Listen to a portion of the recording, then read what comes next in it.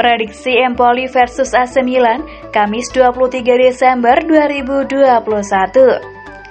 Jadwal Liga Italia 2021 dan prediksi Empoli versus AC Milan yang bakal berlangsung seru dimainkan pada Kamis 23 Desember 2021 di Stadion Carlo Castellani pukul 2:45 waktu Indonesia Barat. Pertandingan pekan 19 Serie A 2021-22. AC Milan harus segera bangkit jika tak mau tertinggal lebih jauh dari Inter Milan dalam persaingan menuju Scudetto. Hanya meraih 1 poin dari 2 laga terakhir jelas sangat merugikan Rossoneri, lantaran rival kota sukses meraih 6 poin. Melawan Empoli pun diprediksi tak akan mudah bagi AC Milan. Empoli besutan Aurelio Adriazzoli berada di posisi 9 klasemen Liga Italia saat ini. Konsistensi mereka cukup apik karena bisa meraup 11 poin dari 5 laga terakhir.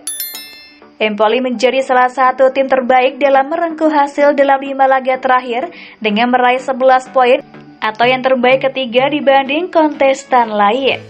Andrea Pinamonti dan kolega hanya kalah dari Inter yang mengoleksi 15 poin serta Atalanta dengan 12 poin. Artinya, Empoli masih lebih unggul dari tim-tim besar lainnya. Saat ini, Empoli unggul dari Juventus dan Fiorentina dengan masing-masing 10 poin, serta Roma yang memiliki 9 poin. Modal tersebut membuat klub berjuluk Azzurri alias si biru ini yakin bisa merebut angka melawan Rossoneri. Kami akan tetap bermain dengan cara kami sendiri. Meski melawan Milan, kami tak boleh berpikir bahwa kami tidak bisa melakukan apa-apa di laga nanti. Kami akan berjuang meraih 3 poin, kata gelandang Empoli Samuel Ricci. Di saat Empoli sedang sangat percaya diri, hal sebaliknya dialami Milan. Tim asuhan Stefano Pioli total tak pernah menang 3 laga terakhir. Hal itu mengacu juga pada kekalahan atas Liverpool di ajang Liga Champions. Situasi saat ini tentu harus diperbaiki oleh Pioli. Kendati begitu, sang pelatih merasa yakin mental anak asuhnya tak akan terganggu dengan hasil-hasil terkini seperti yang terlihat dalam perjuangan Zlatan Ibrahimovic dan kolega saat kalah dari Napoli. Saya melihat bahwa melawan Napoli adalah salah satu penampilan terbaik kami musim ini. Dalam hal agresivitas, fokus dan determinasi, kami cukup bagus. Satu yang disayangkan adalah kami kebobolan di menit awal, terang Pioli. Kabar bagus bagi Milan adalah bisa bermainnya lagi Theo Hernandez. Melawan Napoli kemarin, Hernandez memang absen dan posisinya digantikan oleh Fede Ballo-Touré. Sedangkan pelatih Empoli Aurelio Adriazzoli bisa menurunkan skuad terbaik di laga ini. Samuel Ricci, Liam Henderson, maupun Andrea Pinamonti akan kembali jadi tumpuan pasukan si biru.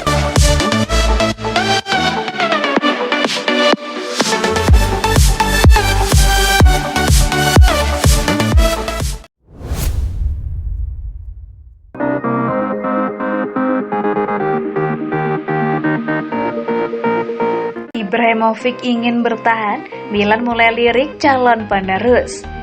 Zlatan Ibrahimovic dikabarkan bertekad bertahan di AC Milan setelah kontraknya berakhir. Namun manajemen juga tengah mencari striker lain untuk memoles lini serang mereka. Dengan Ante Rebic dan Pietro Pellegrini yang tengah cedera dan Olivier Giroud yang baru pulih, Ibrahimovic sempat menjadi satu-satunya kekuatan yang dimiliki Rossoneri dalam beberapa laga penting, termasuk saat melawan Liverpool beberapa waktu lalu. Calcio Mercato lantas menyorot bagaimana raksasa Serie A tersebut tidak bisa hanya mengandalkan pilihan yang mereka miliki saat ini untuk masa depan, sehingga Paolo Maldini dan Ricky Massara mulai melirik opsi lain. Dua direktur Milan dan pencari bakat mereka diketahui sedang mencari pemain muda berkualitas yang sesuai dengan sumber daya keuangan klub dan proyek mereka. Saat ini, manajemen memiliki 2 nama Alvarez paling panas dalam daftar target mereka. Dengan yang pertama adalah Julian Alvarez. Striker River Plate tersebut baru berusia 21 tahun dan baru saja memenangkan gelar Liga Argentina plus menjadi top skor musim ini. Nama kedua yakni Agustin Alvarez dari Penarol dan ia lebih muda 1 tahun ketimbang starlet Argentina. Sementara itu, beberapa waktu lalu manajemen Rossoneri telah menggelar dialog pertama dengan agennya untuk membahas mengenai kemungkinan transaksi. Target lama Milan seperti Luka Jovic kemungkinan akan kembali masuk radar mereka, mengingat ia berhasil kembali mencetak gol dan umpan gol bersama Real Madrid. Pemain internasional Serbia tersebut ingin bermain secara lebih konsisten dan jika ada celah terbuka, raksasa Serie A tampaknya bakal benar-benar mempertimbangkan langkah untuk merekrutnya sebagai calon penerus Ibrahimovic.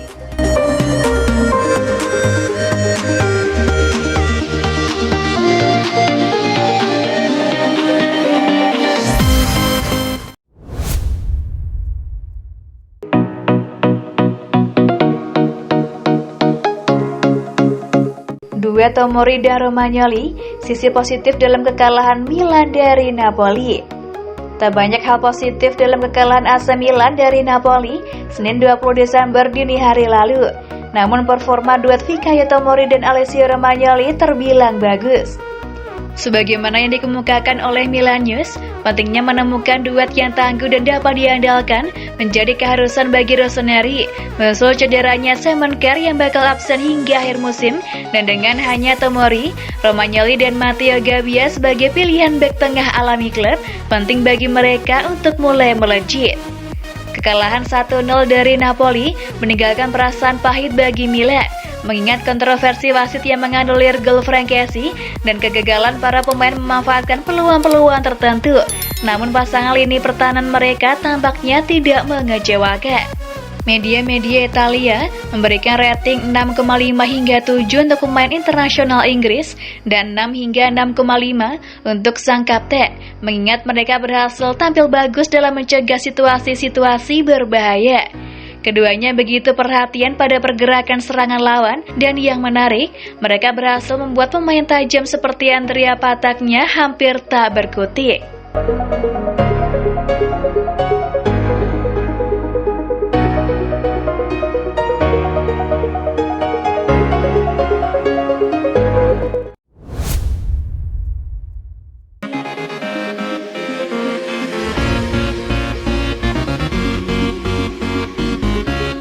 Bincang-bincang dengan Simon Kjær tentang kondisinya saat ini.